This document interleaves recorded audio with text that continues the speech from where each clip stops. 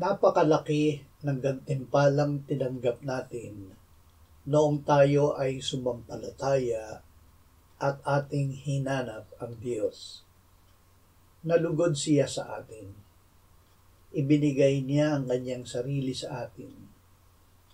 Nakilala natin ang Ama na iisa at tunay na Diyos at si Jesucristo na kanyang isinugo.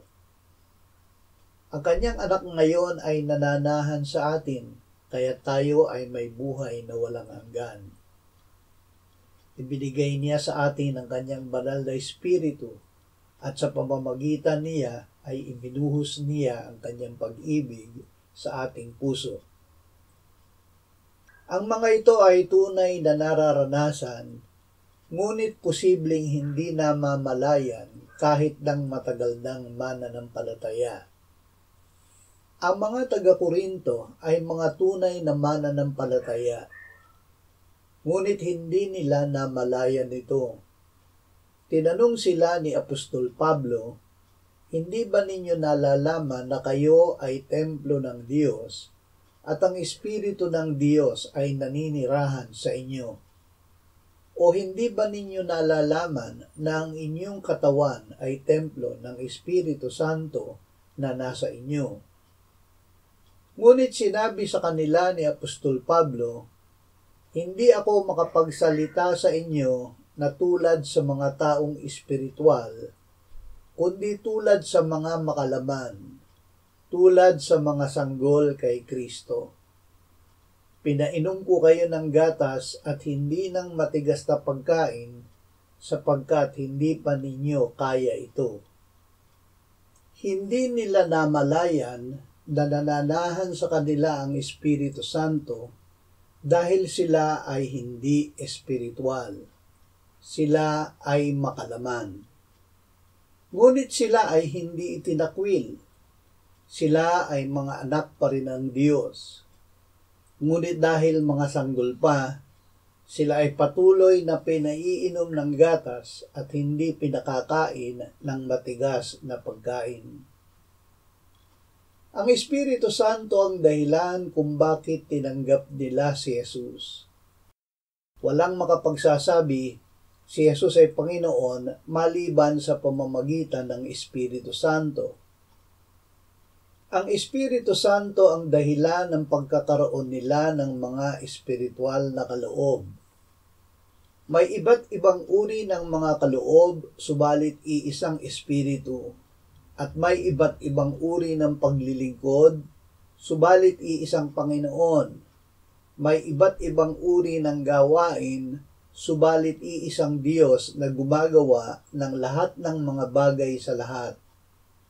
Subalit sa bawat isa ay ibinigay ang paghahayag ng Espiritu upang pakinabangan ng lahat.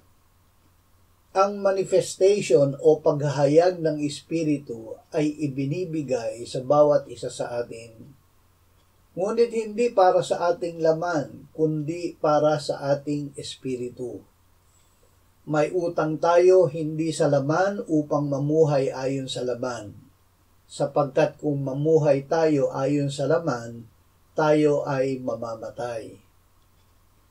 Ang paghahayag ng Espiritu ay ibinibigay upang pakinabangan ng lahat, hindi ng sarili.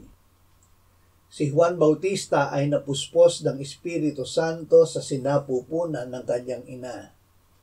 Nangaral siya sa kapangyarihan ng Espiritu Santo, kaya't inakala na siya ang Kristo. Ngunit sinabi niya, "Hindi ako ang Kristo. Binabautismuhan ko kayo ng tubig, subalit dumarating ang higit na makapangyarihan kaysa akin.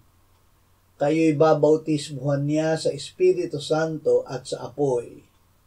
Ang tinukoy niya ay ang Panginoong Hesus. Ang Panginoong Hesus ay ipinaglihi at ipinanganak sa kapangyarihan ng Espiritu Santo. Ang Espiritu Santo ay bumaba sa kanya sa anyo ng isang kalapati. Sinabi niya, "Hihingin ko sa Ama at kayo'y bibigyan niya ng isa pang mga aliw upang makasama ninyo magpakailanman. Ito ang espiritu ng katotohanan na hindi kayang tanggapin ng sanlibutan, sapagkat siya'y hindi nito nakikita o nakikilala man. Siya'y nakikilala ninyo sapagkat siya'y nananatiling kasama ninyo at siya ay mapapa sa inyo. Kapag dumating na ang mga aliw na aking susuguin sa inyo mula sa Ama, ang espiritu ng katotohanan na mula sa Ama, siya ang magpapatotoo tungkol sa akin. Luluwalhatiin niya ako sapagkat kanyang tatanggapin ang sa akin at sa inyo'y ipahahayag niya. Tinupad ng Panginoong Hesus ang kanyang pangako. Isinugo niya mula sa Ama ang Espiritu Santo. Ang Espiritu ngayon ay ating patnubay. Siya ang patunay na tayo ay naging mga anak ng Diyos. Ang lahat ng pinapatnubayan ng Espiritu ng Diyos ay mga anak ng Diyos. Ano ang ating kahihinatnan? Tayo ay magiging katulad sa larawan ni Jesus upang siya ang maging panganay sa maraming magkakapatid sa ikaluluwalhati ng Ama. Masdan ninyo kung anong uri ng pag-ibig ang ipinagkaloob sa atin ng Ama upang tayo'y matawag na mga anak ng Diyos. At tayo'y gayon nga. Dahil dito'y hindi tayo nakikilala ng sanlibutan, sapagkat siya'y hindi nakilala nito. Mga minamahal, ngayon ay mga anak tayo ng Diyos. Sa kasalukuyan ay hindi pa nahahayag kung magiging ano tayo. Ngunit ayon sa paghahayag ng Espiritu Santo, nalalaman natin na kung si Jesus ay mahayag sa kanyang pagbabalik, tayo ay magiging katulad niya sapagkat siya ating makikita bilang siya.